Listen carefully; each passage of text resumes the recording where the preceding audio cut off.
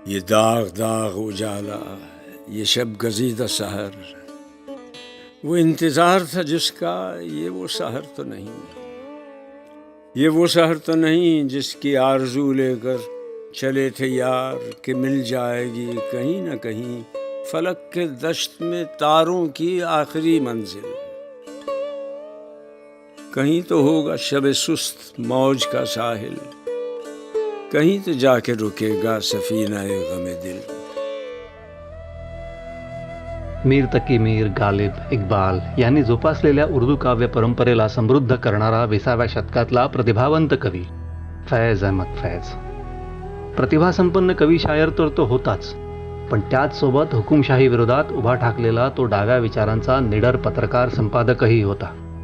कामगारांसाठी झटणारा कार्यकर्ताही होता आणि अर्थातच भारत, पाकिस्तान, बांगलादेशातल्या सर्जनशील गायक, संगीतकार, कलावंतांचा तो आवडता शायरही होता. नवे आजही आहे. मुझसे पहली से मोहब्बत मेरे महबूब नमा, मैंने समझा था कि तू है तो दरख्शां है हया, तेरा गम है तो गमे दहर का झगड़ा क्या है. 1947 साली भारताची फाळणी झाली, हे एक कटू पण ऐतिहासिक सत्य. आणि सीमेच्या अलीकडे आणि पलीकडे फाळणीनंतरही अनेक समंजस, सजग आणि सौहार्दाचा पुरस्कार करणारे आवाज त्या काळात दमनशाही व्यवस्थांविरोधात लढा पुकारत राहिले, हेही एक ऐतिहासिक सत्यच.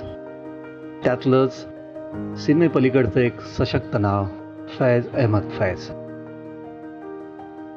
माझ्या पत्रकारितेचा किंवा अगदी सुरुवातीचा काळ होता आणि तेव्हा मला पहिल्यांदा अशी जाणीव झाली की उर्दू कवितेच्या प्रांतात फैज अहमद फैज नावाचा एक थोर कवी होऊन गेला.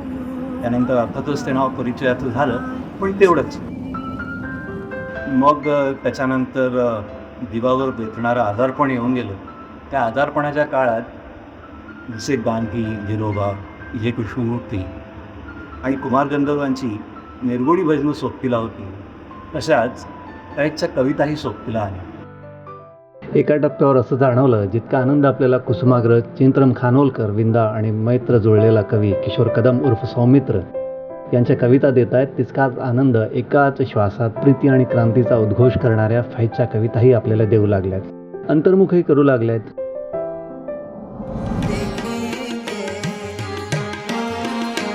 हम महबूबों के पांव तले ये धरती धड़ धड़ धड़के.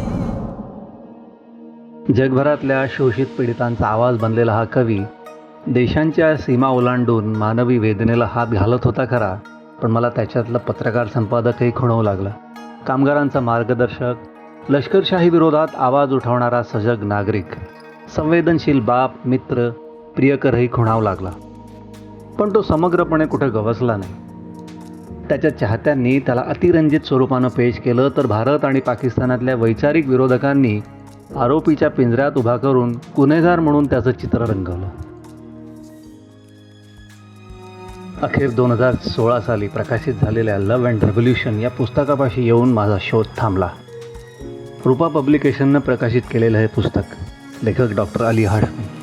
डॉक्टर हाशमी हे फैजचे नातू आहेत. व्यवसायानं लाहोरमधले नामवंत सायकियाट्रिस्ट आहेत. त्यांनीच 20व्या शतकातल्या या थोर शायराचं पहिलं अधिकृत चरित्र आकारास आणलं आहे.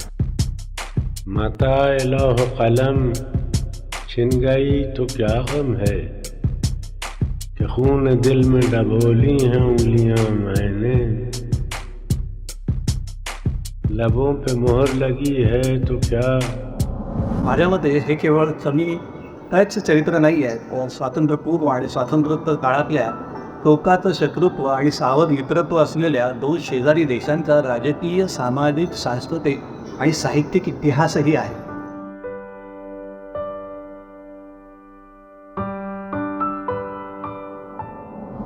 तर अनेक अर्थानं ऐतिहासिक दस्तावेज असलेलं हे पुस्तक लोकवाङ्मय ग्रहातर्फे प्रकाशित होतं. तुम्ही हे पुस्तक वाचास, पण तुमच्या मित्रवर्तुळातही पोहोचवा. चलो फिर से मुस्कुराएं, चलो फिर से दिल जलाएं। जो गुजर गई हैं रातें उन्हें फिर जगा के लाएं, जो बिसर गई हैं बातें उन्हें याद में बुलाएं। आणि हो, याची खात्री चलो नक्की फिर से बाळगा. दिल लगाएं. तो दिला तर फळच तुम्हाला आनंद होतो. तुमच्या दुसऱ्या जखमेवर प्रेमानं फुंकरच झाले. आणि हो, अन्यायाविरोधात मनात आक्रोश साचला असेल तर तुमचे इरादे बुलंद करणारे अर्थवाही शब्दही तुम्ही. Love and revolution, Faiz Ahmad Faiz यांचं हे पहिलं अधिकृत चरित्र. लेखक आहेत अली मदीह हाशमी, अनुवाद शेखर देशमुख, प्रकाशक लोकवाङ्मय गृह. पुस्तकासाठी संपर्क lokvangmayBooks.in आणि मोबाईल क्रमांक 84540 49036 84540 49036.